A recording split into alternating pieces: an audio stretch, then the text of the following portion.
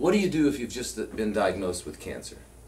Well, unless the cancer is causing obstruction of a major vital process such as breathing or digestion, then it's not an urgent situation because you've had cancer inside of you for at least 6 to 8 years. Okay? So, in fact, most of us, if not all of us, do have cancer. Whether or not it actually becomes a tumor, becomes clinically manifest, depends upon our immune function. Okay?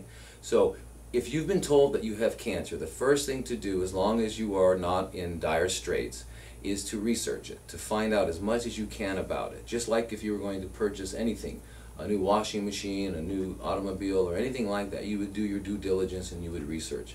Well, this is even a more important decision, so you need to do due diligence and do it calmly and realize that it's been around. Unfortunately, many people show up here and by the time we're done with our first discussion are in tears because they've already had both breasts removed or something else taken off, and they realize that perhaps they didn't have to have done that. I'm not saying that you won't eventually have to have a surgery, but in many cases you won't. So the first thing to do is to relax, realize it's been around, and do your research. When you start doing research on the web, you're going to be overwhelmed. There is so much information, and how do you know what is true and what is not? So one of the ways is to call places like An Oasis of Healing and see if you can speak to someone, because these are people that have spent their life trying to figure out what is right and what is wrong and what is cancer and how do you deal with it. We have a very good success rate, and it's because we deal with what causes cancer. How do we teach? We help you learn how to change your biochemistry so your body doesn't want to produce cancer anymore. Okay, because cancer is not a thing that jumped on you. It's not a thing that you inherited. Okay, it's a process that your body's going through to protect you.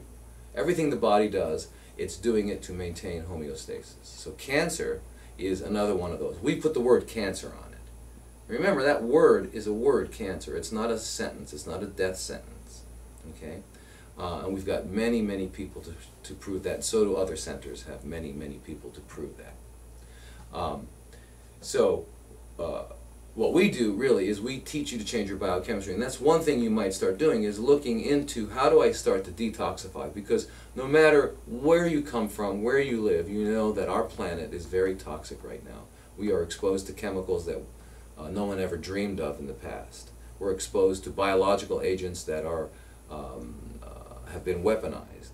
We're exposed to a society where there are so many stresses, like, you know, I got 10 minutes to get there, and I broke my fingernail, and, you know, all these things that we're in a constant state of stress.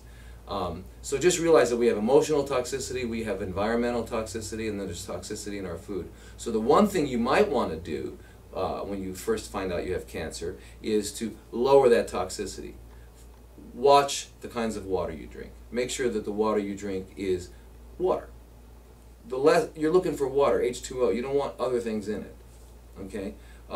Look at the food you're eating. If it comes in a package and you have to read the package to find out what you're eating, you probably shouldn't eat it. It should be obvious what you're eating by looking at it. So anyway, the least processed, the more closely it resembles the way it was formed out of the earth, it's better for you.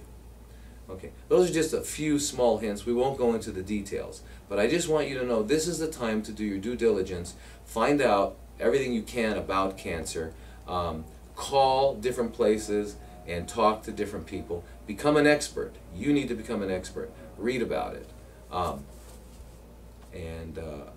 You're likely to make a much more informed decision, and you're likely to have a better outcome. But whatever you do, if you decide to go conventional, have your heart in it. If you decide to go with a non-conventional route, have your heart in it. It's very important.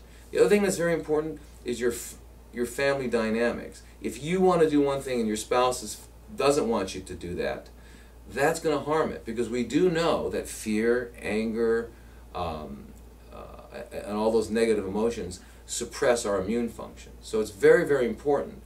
Sometimes you need to tell your spouse, if you are in completely opposite camps about it, and this is cancer and you're worried about your life, you need to tell your spouse, you know, I need some time to work this out. Please give me that time to figure out what I need to do. So family dynamics are important. Emotions are important. There's so many things that are important. So the sooner you can get information and align yourself with somebody that you can trust, who's done some research and has had experience with this, the better off you'll be. Because unfortunately, cancer is now a pandemic. We're seeing in America, we're seeing 1 out of 2 men get cancer in their lifetimes. And with women, it's probably about 1 out of 2.7. It was 1 out of 3.